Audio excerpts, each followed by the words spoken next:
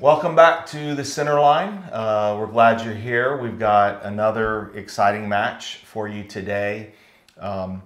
We had the Winter Carter Cup on New Year's Eve here in Houston. The Spring Carter Cup we sort of began the channel with back early in the year, and it provided so much content. It was an amazing event. If you hadn't had a chance, go back and watch those videos. Some of the most exciting air hockey I've ever witnessed. A couple things to talk about. We've got the North Carolina State Championship coming up. Yep. Can you tell us when that's going to be? The North Carolina State is coming up in Durham, North Carolina, which I believe is near Raleigh, North Carolina. Forgive like us, that. we're from but Texas. I'm not sure. But yeah, Durham, North Carolina at the Durham Food Hall, May 19th to 21st. Yeah. Okay. Well, that's particularly exciting because there's never been a North Carolina State Championship. Yeah. That's super exciting. I mean, last year we had the first Idaho State ever, I believe. Yeah. So there's some exciting new things happening in air hockey. You know, we know that air hockey is a small niche, or like you like to say, niche sport. But there are some new things happening. So check it out. You can go online, go to find out on the Facebook groups. We've got Next Gen Air Hockey and also a forum for air hockey competitors.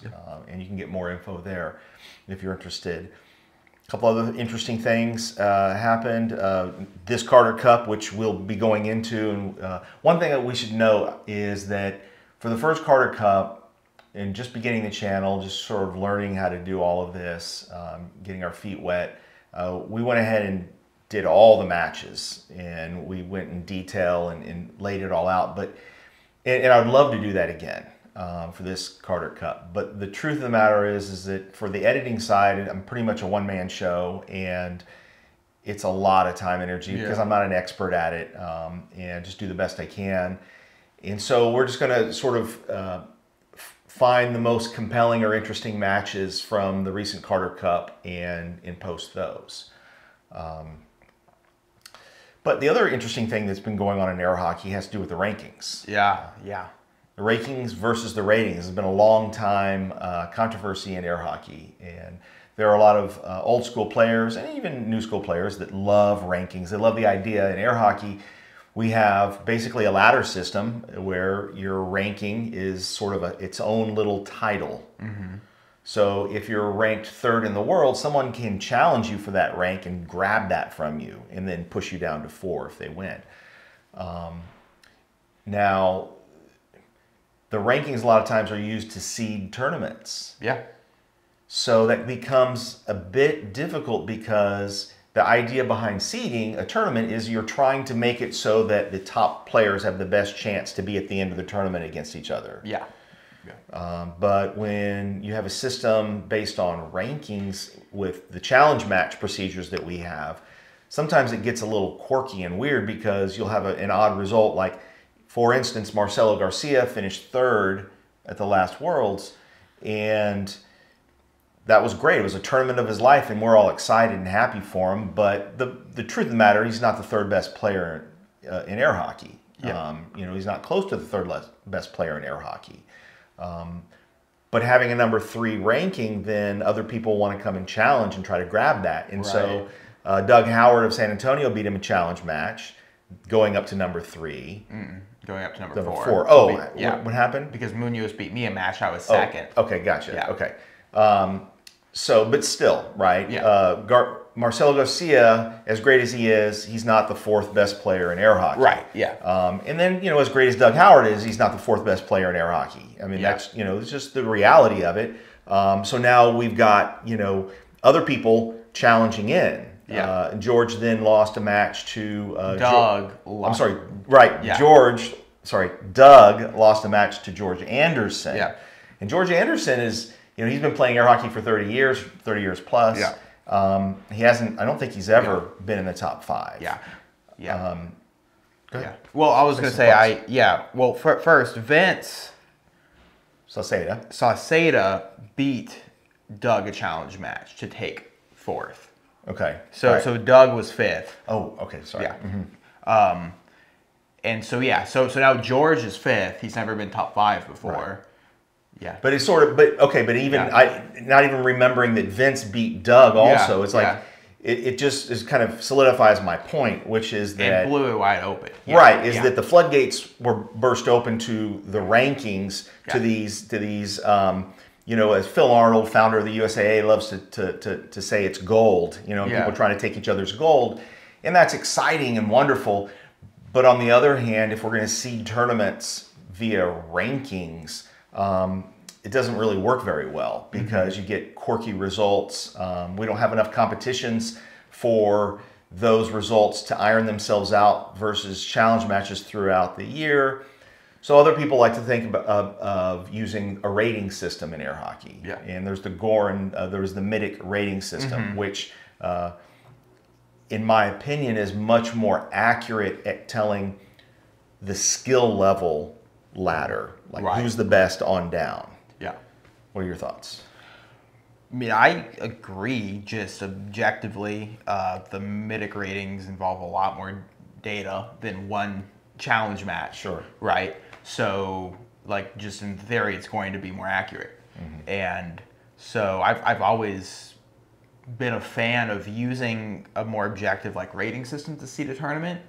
The issue is that I think the challenge match is a very special, very important part of air hockey. And having seeding being tied to rankings has always incentivized challenge matches to some extent. And I think we really saw that back when the USA originally passed ratings as the new way to seed tournaments. Right. That like challenge matches went down a lot for a few years. And in recent years, they've really kind of exploded. And so while I do agree that we need ratings, or we need better seeding, we need a better seeding procedure, I'm also reticent to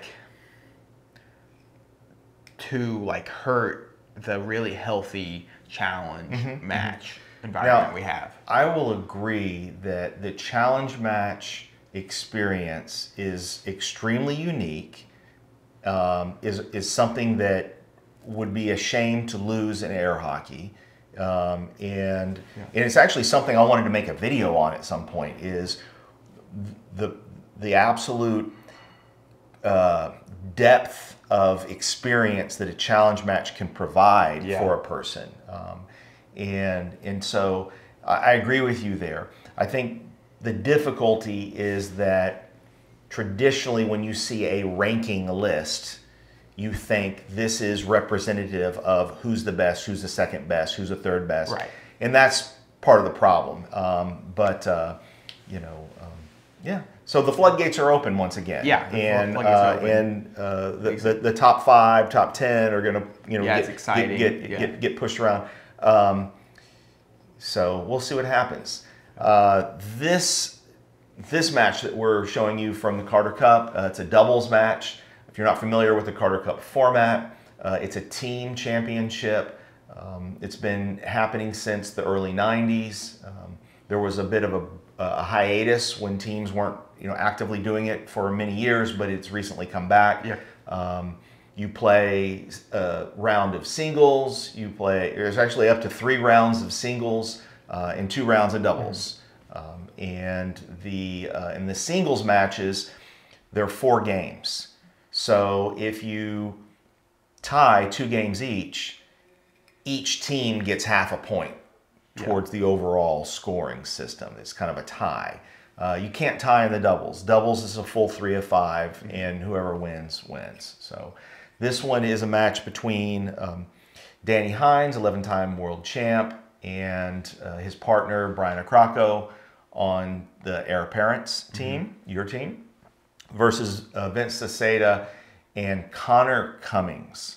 And say that again, Connor Cummings, okay? Not Colin Cummings. Colin Cummings is the 10-time champ who's currently, on top of the king of the hill in air hockey, right? But it's his younger brother who sort of, took a bit of a break from air hockey. He started around the same time as his brother, but I guess it didn't take as much for him, you know, and it's probably difficult, you know, living a bit in the shadow of an older brother who's doing really great. But Connor Cummings has come a long way, been playing a lot in the last year, and we'll see how this match goes. Yeah, and just to, I believe this is round 2 of the Carter Cup. Right. This is doubles. Just to preview a bit, I believe round 1 of singles, my team won 3-1. Right. So you're up 3 points to 1. So we're up 3 points to 1. Yeah. All right. Well, we'll see how that goes. All right. Check it out.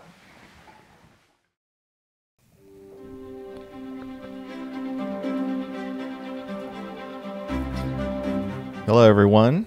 Welcome back to the Centerline, where we bring you professional air hockey.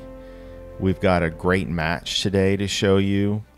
It's from the Winter Carter Cup, 2022 Winter Carter Cup here in Houston, Texas. What do you think, Jacob? Well, I played this Carter Cup, and it was a great one. This was a particularly key match in the early rounds. Absolutely. Yeah, if you haven't watched our Carter Cup content, go back and watch the Spring Carter Cup. It was great. We're going to try to show you some great stuff from this one as well.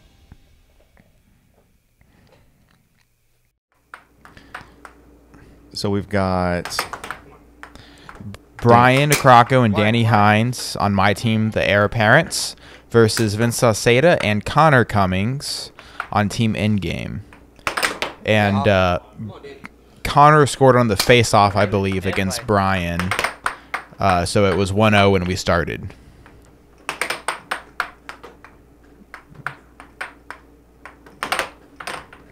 Danny Hynes, 11-time champ, doing a little circle drift.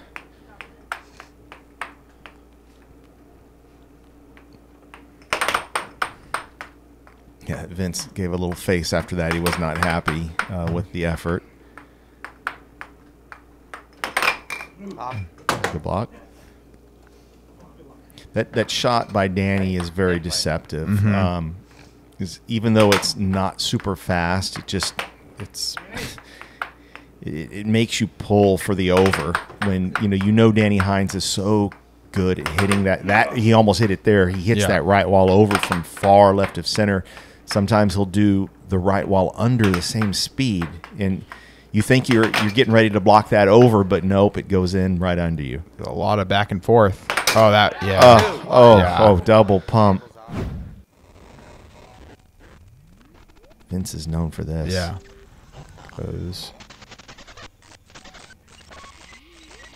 Pump. Ooh, yeah, that's a classic double pump.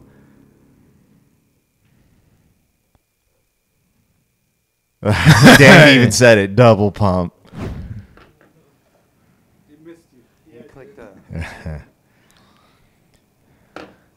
One thing about air hockey that you may not know is, since it is a small niche sport, a lot of camaraderie, a lot of sportsmanship between the players. These guys know each other. Have known each other for a long time. Sweet right wall under by Brian.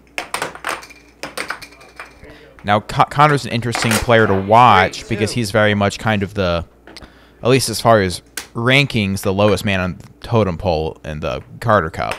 Right. So he could be a key deciding force for his team, if he plays above his level, his expected level. Well, I mean, I think he's ranked 19th, at least, according to what I saw earlier here.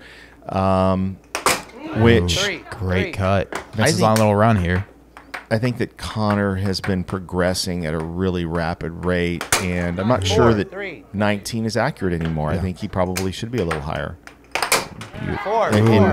Check out that shot. Yeah, just a quick right wall under. Danny gets Vince off the table, then Connor says, "Get off, Danny." Looks like Brian's trying a right wall. Well, that was an under, but over before that.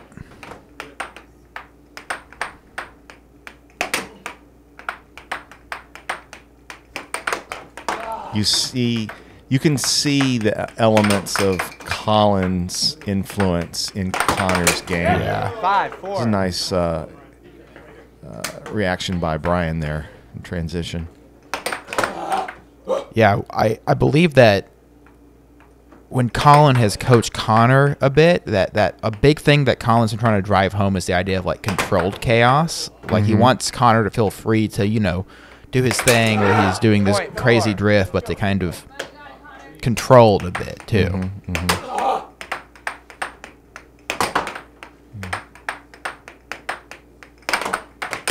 A couple of good snags by Brian. Oh, good little off speed. Off speed, just. Well, let's see that again. Off speed replay of the off speed. Hard, fast, off goal.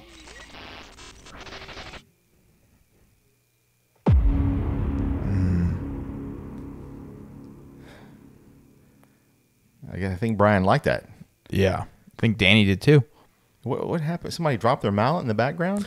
No, I don't think so. Something happened. Vince flipped his mallet. Oh, okay. He Yeah. flipped his mallet and caught it. Got it. Yeah. All right. Off the hand. Ready? In play. So Brian kind of swooped in to carry that game. 1.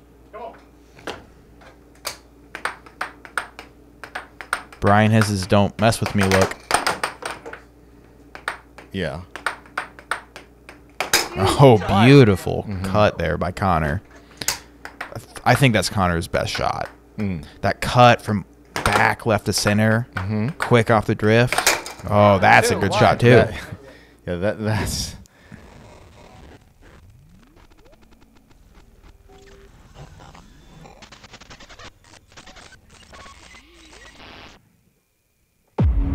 Yeah, It was good. It was really good because he looked like he was going to be hitting maybe a cross.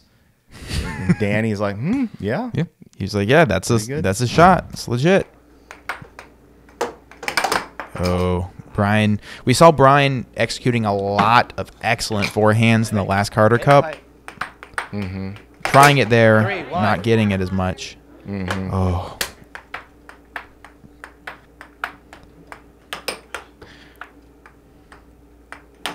Two, 3. Interesting little kind of cross off of a cut look. Yeah. 4-2. Vince is really good at redirecting. Yes. He'll catch a lot of pucks. 3, For a 4. guy that isn't probably known for being super fast. He's in position. He's in the right position a lot. And I think that makes it kind of deceptive, at least in my experience playing him. Like, you don't expect him to catch the puck super quickly. Sure. Yeah.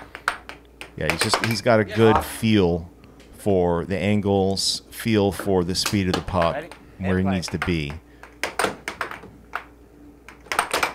Off. I think as far as his mental game in air hockey, Connor's come a long way. Like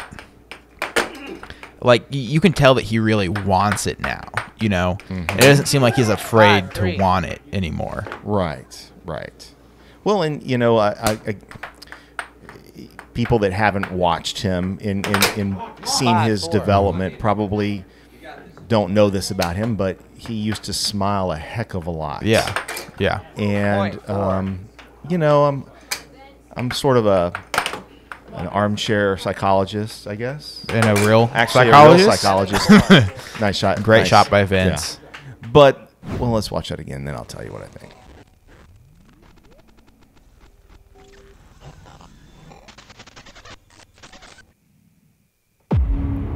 Just such Beautiful. a nice Yeah, angle. Yeah, you're not gonna Yeah. be able to block that shot. Yeah, that little smile. Yeah, He liked it. yeah. But you don't see Connor smiling all the time anymore, and I don't mean that in like he's not nice. He's a super nice young man. Oh yeah, he might be the nicest air hockey player. Yeah, could be. But I think that the smiling all the time was sort of masking some things, and so now that he's allowed himself to go into the arena and face the potential of loss and defeat Ready? and be willing to put himself there, that's a lot of why I think he's progressing at the rate he is now. Yeah, I agree. He wants it. He's not afraid to want it. Right.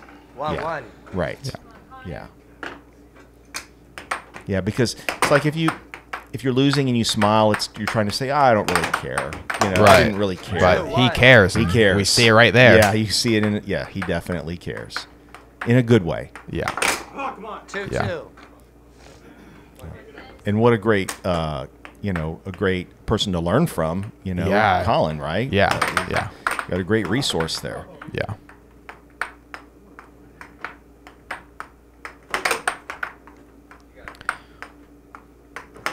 Yeah, Connor is one of the players, probably other than my brother Noah Weissman or my siblings, that I'm most excited to see almost for sure break into the top 10 in these next few years. Oh, is he going to pump? Oh, good block by Danny.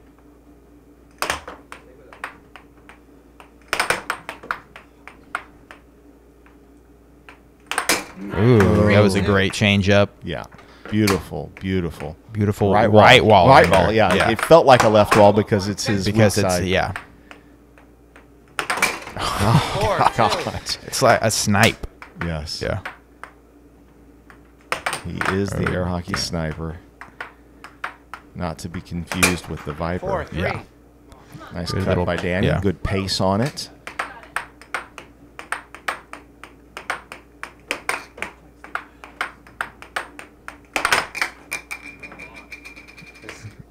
Ready?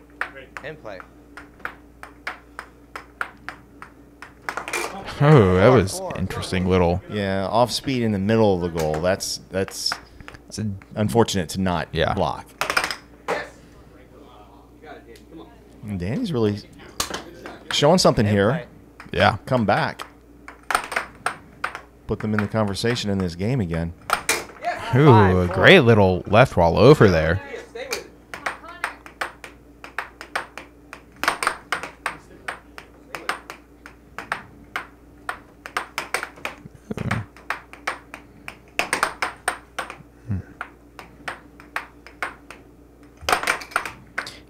It can be hard to be accurate when you play so upbeat. Yes. Ready? In play. Although sometimes, what I would... Ooh, Oh, gosh. great. Yeah, that's Let's see that. That was so nice. Reminiscent of Danny Hynes. yeah. Just- Yeah. Not much you can do there. yeah. A lot of great kind of arm into the wrist. I think Danny's use of his arm is like does it so expertly, and that's why he's one of the best players of all time.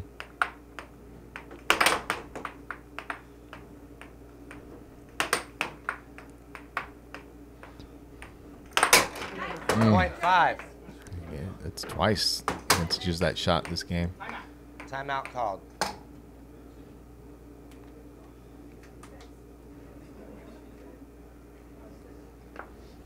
Any idea what you were telling him? I think I told him to score the shot and win the game. Score the shot and win the game.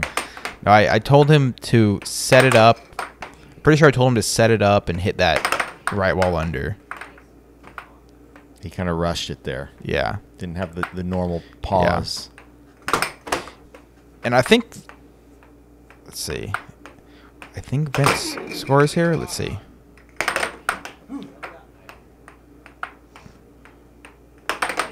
Ooh, it was.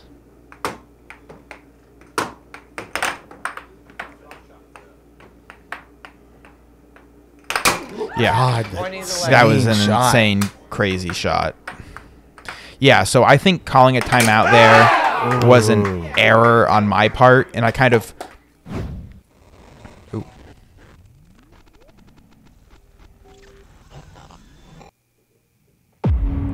Yeah, that's the shot I was talking about.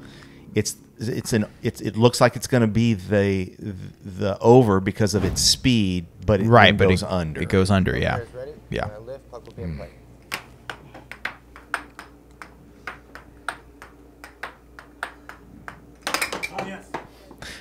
But I basically was saying the timeouts are interesting because the ability to call a timeout as a teammate, like, you don't always call a timeout when you're. I felt as a spectator of this both of them, but this last Calder Cup in particular, I felt like timeouts by both teams were misused. Yeah. I think there probably needs to be more communication ahead of time on when it's okay to call a timeout when you're not on the table. Yeah. 1-1. There's another one of those little extra pumps. 2-1. That's the shot I think you wanted Brian to use to end the last game.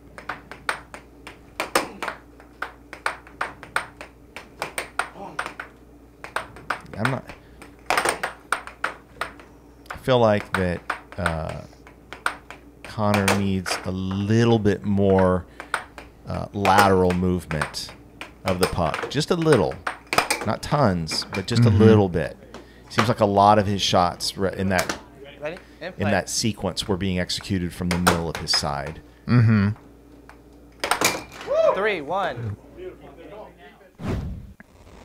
Let's go over. It did go over. Great right wall over there by Brian.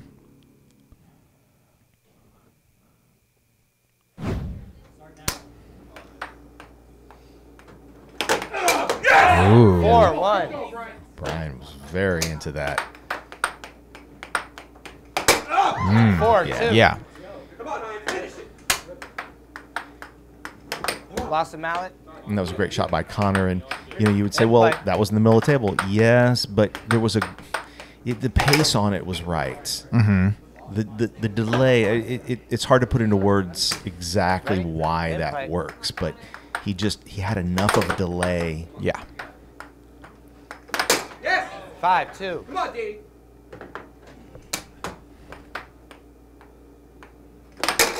5-3. Yeah, Vince keeps going to the well. Yeah. That shot has been just bonkers for him in this set.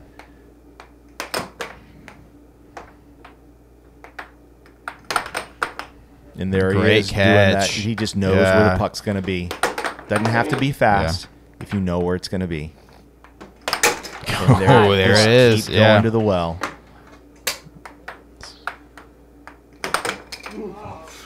Does he do it again? 5-5. Ooh. Timeout called. Wow, what a comeback. Yeah. Vince just went on a tear there.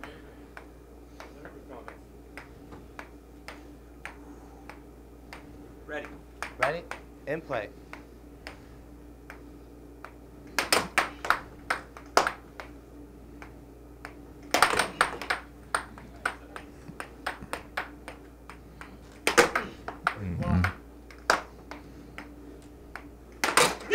Match point Good. 5. Let's see how Connor responds. Wait for that cut again. Boy, his defense is so far out. Yeah, it's out. God, I think I'd venture to say it's out further than Colin. Yeah, there's that cut again. Well done. Timeout called.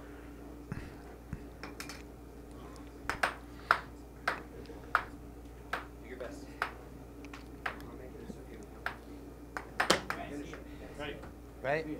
In play. Brian just genuflexed. Timeout called. And there's one of those timeouts called by your teammate. I wonder how helpful that is. In this game, they've only used one.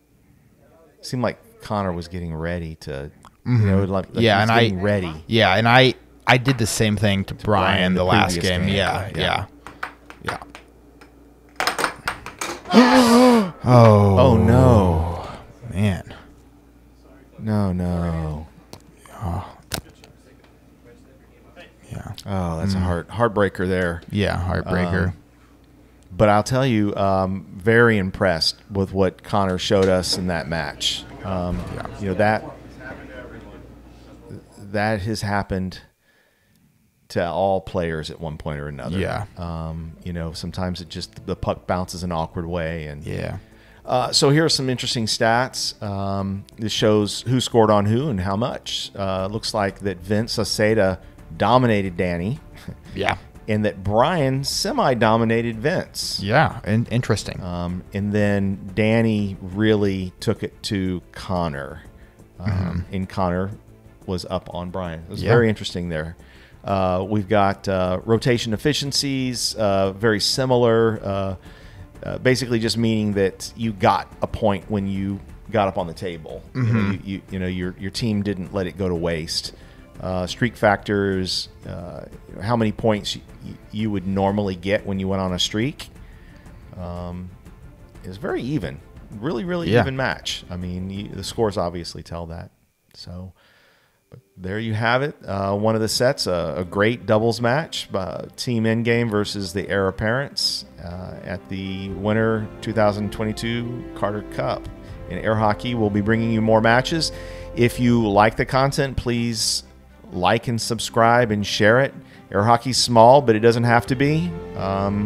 We can show people in the world how exciting and thrilling it is played at the top level. All right. Yep. See you next time.